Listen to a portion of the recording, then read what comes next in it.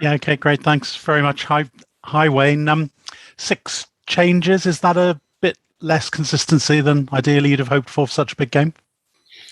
No, well, clearly with the English-based players coming in, there was going to be some change. And then with the injuries that we sustained in the match, there was always going to be some change. So, yeah, in terms of our planning coming into the campaign, the first 2 games, we'd want to settle in to more of a settled squad, I guess, from here on in. Just maybe the front row, there quite a lot of interesting talking points there. Rhys Carey, I suppose, the starting point, but hookers, Bradley Roberts coming in, Will Griff-John on the bench. There's a lot in the front row to discuss.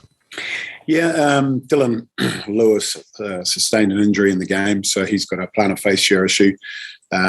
So there was a change made there. That's through injury. The hooker one, both Bradley and Kirby came in a day apart, really, so they've had about the same amount of time. Neither of them have had international experience, so we're going to learn about both of them.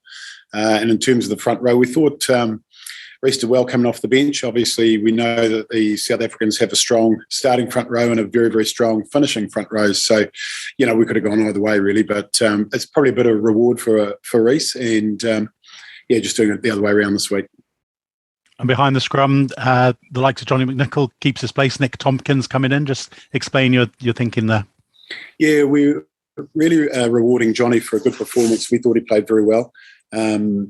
He's very creative. He was good under the high ball. We know there's going to be a lot of high ball work to be done again this week, probably more so than last week. So that'll be a good test for him to see if he can back that performance up at this level of the game. And certainly he's excited by that opportunity.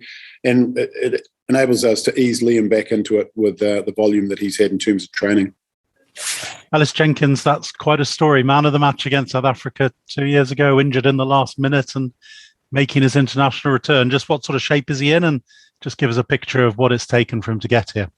Yeah, sorry, just to finish off the last question, and Nick Tompkins as well. We just feel that he's an informed player. He's been in great form for Saracens. He's come into training. He's been very impressive in the short amount of time he's been with us.